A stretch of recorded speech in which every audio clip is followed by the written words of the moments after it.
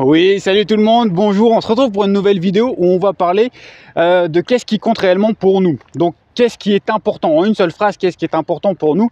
Parce que là, je sors du cabinet, vous voyez encore les marques, les marques du masque.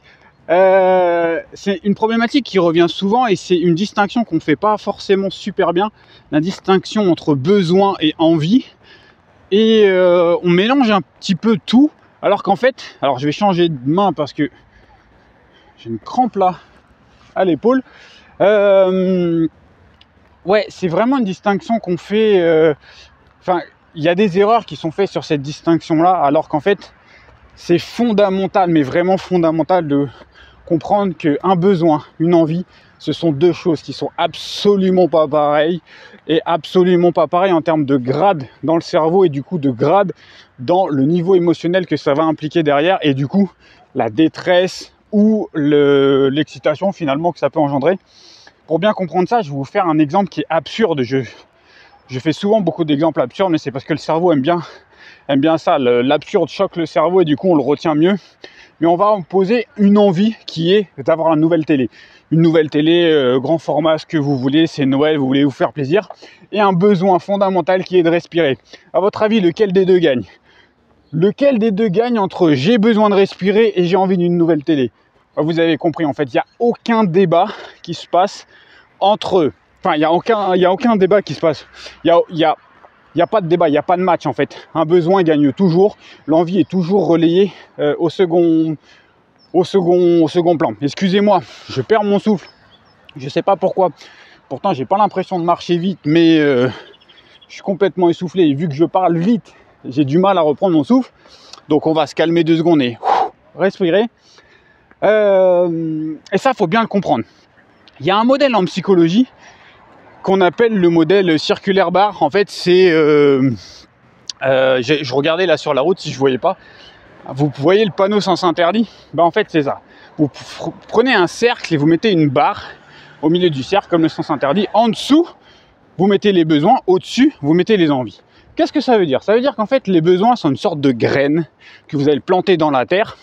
La barre symbolise finalement cette terre et que quand vos besoins sont assouvis, quand vos besoins, on y répond, et ben cette graine-là, elle va germer, sortir et paf, ça va donner place, donner naissance à des envies. Et une fois qu'on fait la même chose avec les envies, que du coup on répond à nos envies et qu'on est content de jouir finalement de ces envies-là, le cercle va entourer les besoins et les envies, et ça va nous donner ce qu'on appelle l'équilibre, l'équilibre instable, l'équilibre perpétuel. Le cercle, la modélisation de la chose la plus équilibrée. Pourquoi je vous parle de ce modèle-là ? C'est parce que dans ce modèle, qui est ultra simple, d'ailleurs sur la vignette, je pense que je vais le coller pour que vous puissiez bien le voir. Ce modèle-là met en évidence que pour faire naître une envie, il faut d'abord que les besoins soient assouvis. Comprenez bien que Maslow, si vous prenez Maslow, la pyramide de Maslow, c'est l'un des premiers qui a hiérarchisé les besoins. Les besoins sont hiérarchisés, c'est-à-dire que on a des besoins qui sont physiques, très primaires, et puis après on va monter. Mais quel que soit le besoin, même le plus haut de la pyramide, il est quand même en dessous de l'envie. Donc ça veut dire qu'il est prioritaire sur une envie. Ça c'est super important parce que là, je vais vous parler des 5 besoins dans la vie. Par exemple, le 5e besoin, si je fais 1, 2, 3, allez, le 5e, le petit doigt, le 5e besoin pour nous, physiologique, c'est le besoin de manger. Alors, vous allez me dire, manger ? Ouais, ça veut dire qu'il y en a 4 avant. Alors, je vais vous laisser 2 petites secondes pour essayer de réfléchir. Qu'est-ce qui peut être prioritaire dans notre vie, dans notre fonctionnement, que manger ? Manger, c'est le 5e. C'est bon ? Alors, je vais vous donner la réponse. Pourquoi ? Alors, avant de vous donner la réponse, je vais vous dire pourquoi manger est le 5e. Parce qu'en fait, les besoins sont répartis sur une hiérarchie en fonction de notre capacité à ne pas les assouvir. Ça veut dire quoi ? Notre résistance à se dire « Hey, j'arrête de manger !» Et bien, la science a montré que si vous arrêtez de manger, en moyenne, vous tenez 40 jours. 40 jours. Alors, il y a des gens qui vont tenir un peu plus, des gens qui vont tenir beaucoup moins en fonction de leur masse corporelle, mais vous pouvez tenir 40 jours. Ok, 40 jours, ça veut dire qu'il y a des choses qu'on peut tenir moins de 40 jours, il y a des choses qu'on peut tenir beaucoup plus de 40 jours. Par exemple, le besoin de reconnaissance. Bah ça, vous pouvez vous le coltiner comme un gros boulet pendant 40 ans. Il y a des gens qui viennent me voir au cabinet avec ce besoin-là de reconnaissance. Ils cherchent de la reconnaissance. Reconnaissance de leur mère, de leur père, de leurs enfants, de leurs compagnons, de ce que vous voulez. On court après ce besoin. Et c'est un besoin. Rappelez-vous, si ce besoin-là n'est pas assouvi, tout ce qui est envie, tout ce qui est de l'ordre de la lubie, je veux une nouvelle maison, je veux, je sais pas moi, tout ce que vous pouvez vouloir en termes d'envie au-dessus du besoin, en fait, ça va passer juste à la trappe parce que le besoin est obsédant. Et là, on va reparler des 5 premiers. Envie de manger, arrêtez de manger le 5e. Arrêtez de manger pendant 2 jours, 3 jours. Je peux vous en témoigner, je suis quelqu'un qui pratique le jeûne régulièrement. Quand la faim physiologique s'arrête à partir du 3e jour, vous êtes content, vous dites « Ah là, ça va, je vais pouvoir enfin penser à autre chose. » Mais pendant les 3 premiers jours, manger est obsédant. Manger, c'est « il faut que je mange, il faut que je mange, il faut que je mange ». Ok. On est sur le 5e. Maintenant, j'avais dit que c'était le petit doigt. Allez, le 5e. Le 4e, dormir. Vous ne pouvez pas vous arrêter de dormir pendant plus de 19 jours. Pourquoi cette durée-là? Parce que malheureusement, il y a des gens qui s'appellent les nazis sur cette planète, qui ont fait des expériences pendant la Seconde Guerre mondiale, qui ont torturé des gens, et qui ont remarqué que 19 jours, c'est la durée moyenne après laquelle on décède. Il n'y a pas d'autre possibilité. Votre cerveau s'arrête. 19 jours. 4e. Le 3e, qu'est-ce que c'est? Qu'est-ce qu'on ne peut pas faire plus de 3 jours? Boire. Si vous arrêtez de boire, vous allez vite comprendre que ça va être obsédant et ça va pas durer longtemps. Le 2e, respirer. Mais moi je croyais que c'était le premier celui-là. Bah oui, parce qu'en fait, respirer, vite comprendre qu'au bout d'1 ou 2 minutes d'oxygène, il y a un gros problème. Le premier, alors celui-ci, il est un petit peu plus complexe à comprendre, mais pourtant c'est un besoin physiologique qu'on a tous. C'est le besoin que notre cœur batte. Si votre cœur s'arrête de battre, vous commencez à avoir des séquelles cérébrales 26 secondes. On n'a pas dit que vous êtes décédé, mais on a dit que vous allez avoir des séquelles. Et bien évidemment, si vous savez, vous laissez ces secondes-là se propager, vous n'allez pas attendre 3 jours avant de décéder. Si je vous dis ça, c'est parce que cette pyramide de Maslow, que vous pouvez aller chercher sur Internet si vous voulez, a hiérarchisé les besoins en disant que c'est des besoins physiologiques. Physiologiques. Respirer, manger, dormir, tout ceci. Ok. Au-dessus de ça, il y a d'autres besoins. Vous allez voir, besoin de sécurité. Et là, si je fais cette vidéo, c'est certes parce que j'en ai entendu beaucoup parler ce matin, mais parce que dans l'actualité, il y a ce besoin, le numéro 2, besoin de sécurité, qui touche une population incroyable, les Ukrainiens. Besoin de sécurité. Où je dors ce soir? Où je dors ce soir? Il n'y a pas d'autre sécurité. La sécurité du logement, la sécurité de l'emploi, la sécurité de vivre dans un monde où je ne vais pas me faire agresser. Là, moi, je suis en train de marcher, je tiens mon téléphone. Je ne suis pas en train de me dire, il y a quelqu'un qui va passer derrière moi. Vous avez vu, il y a quelqu'un qui vient de passer. Quelqu'un qui va me passer derrière moi, qui va courir, qui va prendre mon téléphone, qui va se partir en courant. Non, non. Ce besoin-là, chez moi, il est équilibré. En fait, on va monter comme ça. Regardez cette pyramide de Maslow. Prenez le temps. Et volontairement, je ne vous la donne pas. Je n'irai pas plus haut que la deuxième catégorie des besoins qui sont les besoins sécuritaires. Pourquoi? Parce que si je vous le dis, vous allez finir cette vidéo en me disant oh, franchement, ce qu'il a dit, c'est vachement pas mal, etc. Et hop, vous allez faire next et vous allez regarder une vidéo de je sais pas, c'est pas sorcier ou des chats qui font la galipette et du coup le soir vous allez oublier tout ce que j'ai dit. Ok, c'est pas mon intérêt. Moi, si je fais ces vidéos là, c'est parce que j'ai envie d'expliquer des choses et j'ai envie d'ancrer entre guillemets dans le marbre, donc YouTube, et de pouvoir dire à mes patients ok, si vous n'avez pas compris, retournez voir sur la chaîne, allez voir la vidéo sur les besoins et on en parle. Mais du coup, ça demande de faire un travail aussi. Ça demande de se dire, ok, moi j'ai vraiment envie de comprendre là. J'ai envie de comprendre pourquoi mes besoins, moi, je les laisse toujours de côté. Je vous referai une vidéo sur une stratégie d'évitement qui est essentielle et que, en ce moment, je rencontre beaucoup au cabinet. Sur la stratégie d'évitement, justement, des besoins à proprement parler, hein, de ces personnes qui font passer les besoins des autres avant ses propres besoins-là. Ce sont des personnes qui sont en détresse mais profonde, parce qu'ils se disent, mais moi je suis gentil, je suis serviable, je suis utile. Les gens m'aiment parce que, mais ils sont profondément touchés. Pourquoi? Parce qu'ils répondent aux besoins des autres, jamais aux leurs. Il y a une expérience scientifique qui a fait fureur et qui a, voilà, qui est de façon éthique, on va la mettre un peu de côté, pas du tout éthique, vous allez comprendre pourquoi. On a placé les gens dans une situation virtuelle bien évidemment, où on a mis 2 parents et un de leurs enfants. Et l'âge de l'enfant a varié. Mais là, je vais vous parler de la condition la pire. On a mis 2 parents et un enfant bébé dans une pièce. Et dans cette pièce-là, on a enlevé l'oxygène. Et bien, vous savez ce qui se passe? Il n'y a aucun des 2 parents qui pense au bébé. Il n'y a aucun des 2 parents qui se disent « Waouh, qu'est-ce que je fais avec mon bébé ?» Non, les 2 parents sont omnibulés par une seule chose: comment je fais pour respirer. Une fois que cette cas de figure-là est passé, on pense en second temps au bébé. Quand on récupère de l'oxygène, là on se dit « Ah, qu'est-ce que je fais pour mon bébé ?» On a changé les paramètres de l'expérience. Au lieu de faire fluctuer l'oxygène, on a fait fluctuer un autre paramètre qui est le feu. On a mis le feu dans cette pièce, donc on a créé un incendie. Et bien instantanément, les 2 parents se jettent sur le bébé, le récupèrent pour dire « je vais essayer de te sauver », même si la finalité c'est qu'ils vont brûler dans la pièce, ça c'est pas grave. Le cerveau se dit, contre l'air, je ne peux rien faire, je ne peux pas donner de l'air à mon fils, à ma fille, si moi j'en ai pas. Donc en fait, d'abord je pense à mes besoins, après aussi face au feu, notre cerveau se dit, je suis capable de faire quelque chose parce que je peux bouger, alors que le bébé ne peut pas le faire. Donc je peux essayer de lui sauver la vie. Et ensemble, on peut trouver un compromis pour nos propres besoins. C'est primaire, c'est instinctif, c'est dans notre tête.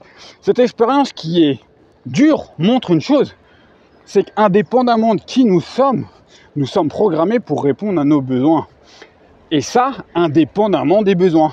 Tout à l'heure, je parlais du besoin de reconnaissance. On va reparler.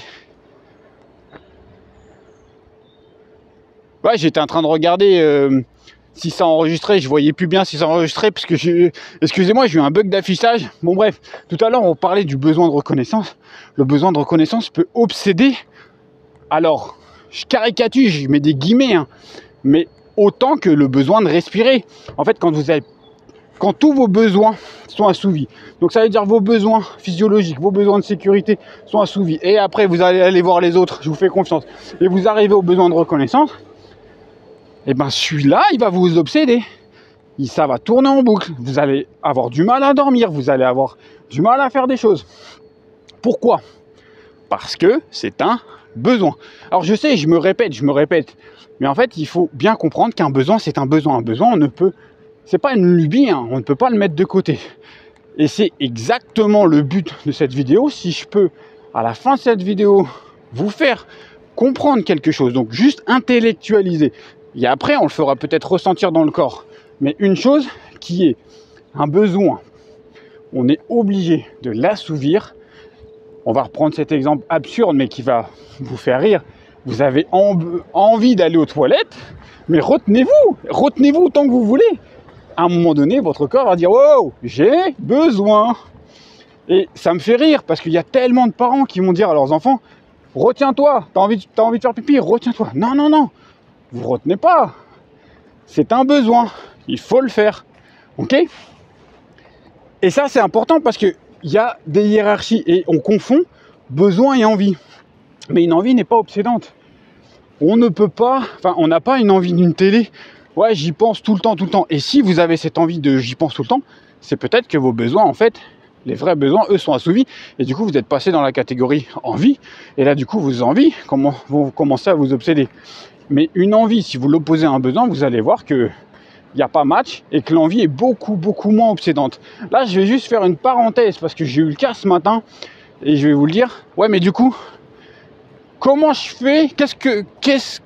Dans quelle catégorie on met l'envie de fumer? De fumer.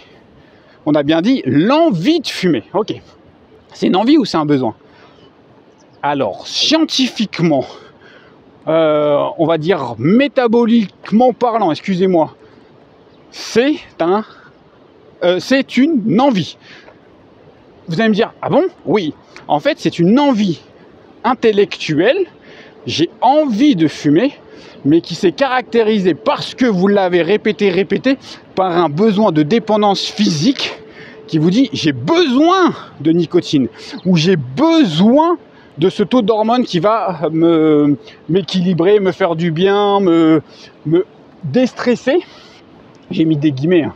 Me déstresser, bah oui, parce qu'il y a beaucoup d'autres méthodes pour déstresser, mais ça fonctionne. C'est exactement la même chose que le sucre. Essayez d'arrêter le sucre.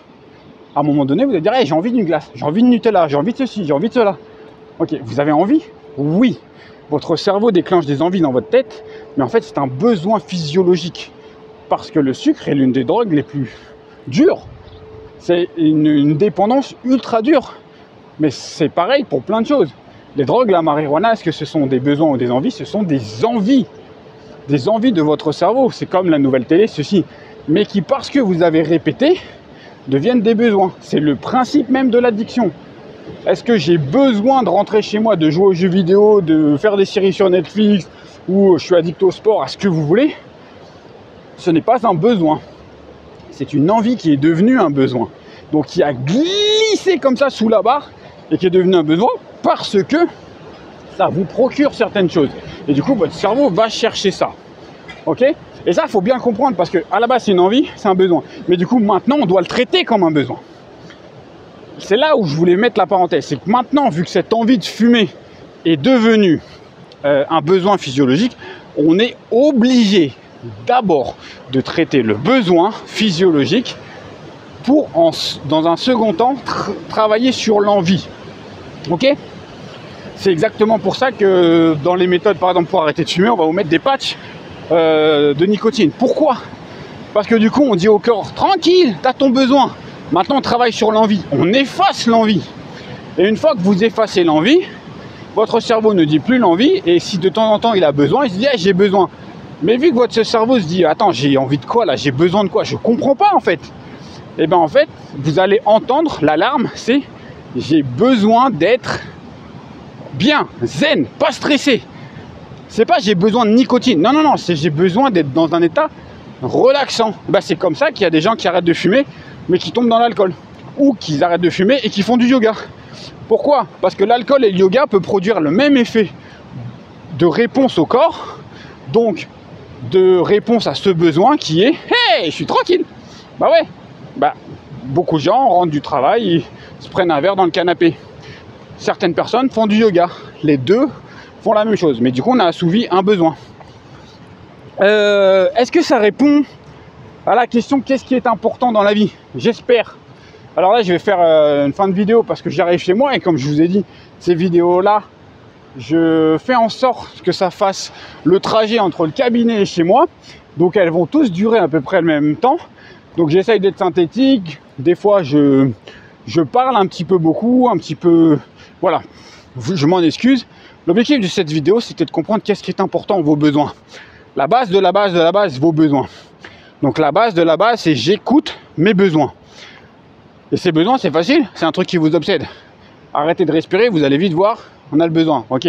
Si vous dites ouais mais j'ai envie que mon compagnon, j'ai eu le cas la semaine dernière, j'ai envie que mon compagnon reconnaisse ce que je fais. J'ai envie que mon compagnon me dise merci par rapport à tout ce que je fais. C'est un besoin de quoi ça? De reconnaissance. C'est pas une envie en fait. Hein. On dit bien j'ai envie d'eux, mais ce n'est pas une envie, c'est un besoin de reconnaissance. Alors je sais que des fois la terminologie dans les commentaires, vous allez me dire mais du coup comment je sais si c'est une envie ou un besoin? Comment je sais si ce que je dis, parce que j'utilise, j'ai envie qu'ils me disent merci, mais en fait c'est un besoin de reconnaissance. Comment je fais cette distinction? Moi je vais vous donner une astuce. Ah vous avez vu, j'ai pas dit tips. Oui parce que j'utilise beaucoup d'anglicisme et j'essaie de me corriger. Je vais vous donner une astuce. Quand on ne sait pas, c'est un peu comme est-ce qu'il faut que je nettoie quelque chose? C'est une de mes formatrices qui disait ça en kinésiologie. Faut mieux renettoyer une salle qui est propre plutôt que de ne pas nettoyer une salle qui est sale. Donc on va le dire avec pièce, mais il faut mieux nettoyer une pièce qui est propre qu'une pièce qui est sale, parce qu'avec des salles on s'entend peu. Bon, vous avez compris le truc. Et bien en fait avec les envies, les besoins, c'est exactement la même chose. Si on ne sait pas si c'est une envie ou un besoin, il faut mieux considérer ça comme un besoin que comme une envie. Parce qu'un besoin, vous ne pouvez pas l'ignorer. Alors que votre télé que vous avez envie d'avoir, le grand format, bah, si vous l'ignorez, vous allez voir qu'à un moment donné, soit ça vous obsède en mode ouais j'en ai vraiment envie parce que c'est peut-être rattaché à un besoin, soit à l'inverse, vous n'en avez pas envie, ou votre envie a changé et du coup le projet télé tombe à l'eau. Et là du coup c'est juste une envie, c'est pas grave, c'est juste une fleur, vous savez, dans l'arbre que je vous ai dit. Bon, j'essaierai de vous faire la photo là sur la vignette pour voir cette modélisation, mais du coup vos envies ne sont que des fleurs et du coup bah, on prend une autre fleur, etc. Donc dans le doute, vous considérez tout comme un besoin. Donc si vous avez un besoin de reconnaissance, il faut absolument comprendre pourquoi et surtout l'assouvir. Et pourquoi je dis pourquoi sur le besoin de reconnaissance? Alors je vais terminer là-dessus parce que dès qu'on tape dans les besoins qui sont d'ordre émotionnel et psychologique, le doute s'installe, parce que si on n'a pas de notion de psychologie, on est un peu dans le ouais je comprends pas bien. On sait très bien que quand on a besoin de respirer, on sait qu'est-ce qu'on doit faire. On doit faire ok. Besoin de reconnaissance, qu'est-ce qu'on doit faire? C'est ça le pourquoi. Le pourquoi, c'est pas pourquoi j'ai besoin de reconnaissance. Non, non, non, c'est pourquoi. Enfin, j'ai besoin de ça ou finalement comment. Excusez-moi, c'est plus un comment. C'est comment je peux assouvir ce besoin-là. Ok. Et dans ce besoin de reconnaissance, généralement, il y a deux choses sous-jacentes à ça. Le premier, c'est finalement, j'aimerais qu'il soit reconnaissant parce que je fais beaucoup de choses et que voilà, je me fatigue, ça me demande du temps, etc. Bon, bref, c'est une sorte de logique, de valeur de justice qu'on a. Ok. L'autre, c'est donc ça, c'est la première chose. L'autre, c'est en fait, je m'aime pas. J'ai une mauvaise estime de moi-même. J'ai un mauvais amour propre de moi-même. Du coup, j'ai envie que l'autre me donne de la reconnaissance parce qu'en me donnant de la reconnaissance, il va me dire ah, je suis une bonne personne. Ah, moi, j'ai de la valeur. Donc en fait, on donne notre valeur à l'autre personne. C'est deux choses complètement différentes. C'est des pourquoi accrocher différents, mais du coup c'est des comment accrocher différents, parce que dans un cas il faut discuter avec la personne avec laquelle on a besoin de reconnaissance. Votre chef par exemple, vous faites beaucoup de travail et vous dites hey, oh, tu veux que j'en fasse un peu moins? Moi si j'ai pas des merci, je vais juste en faire un peu moins parce que ma valeur, mon estime de moi elle est là j'ai beaucoup donné, maintenant je vais redescendre. Si j'ai pas de merci, si j'ai pas de reconnaissance, je vais juste redescendre. En fait je m'en fiche, c'est toi à un moment donné qui va râler parce que je fais moins de travail. Ok, donc là on est dans une communication, on n'est pas obligé d'être aussi agressif que ça, hein. Je caricature beaucoup dans les vidéos, mais voilà. Et donc du coup votre interlocuteur peut comprendre, de dire ah ouais en fait moi j'ai une part à gérer, etc. Dans l'autre cas, aller voir un interlocuteur n'a aucun intérêt. Vous devez travailler sur vous-même et dire attends, je dois peut-être apprendre à m'aimer, apprendre à vivre tout seul. Quand je dis vivre tout seul, ça ne veut pas dire divorcer, hein. Ça veut dire juste être bien chez soi pendant un week-end et dire ok là je suis tout seul, je me sens pas seul, j'ai pas ce sentiment de solitude. Ça veut dire quoi? Ça veut dire répondre entre guillemets à ses besoins, mais la totalité de ses besoins. C'est-à-dire ok, de quoi j'ai besoin, de quoi j'ai envie. Ok, je fais quoi là? Je suis sur Netflix, j'ai la télécommande choisie. Il y a des personnes qui ont la télécommande en main qui vont dire ouais vas-y mets ce que tu veux. Pourquoi ils disent ça? Parce qu'en fait, ils sont incapables de faire un choix pour eux-mêmes, hein. Juste pour eux-mêmes. Ok. Donc là, la parenthèse que j'avais dit 30 secondes, elle a duré 4 minutes 22. Je sais pas, voilà. Je vais m'arrêter, sinon on va encore me dire mais t'es en retard. Ouais, je suis tout le temps en retard en ce moment. Donc j'espère que cette vidéo vous a plu, qu'elle vous a appris des choses. On se retrouve en commentaire. N'hésitez pas à me mettre voilà, les questions que vous voulez. Je vais y répondre sur les besoins, les envies. Voilà, on se retrouve en commentaire. On se retrouve bientôt pour une autre vidéo et à bientôt.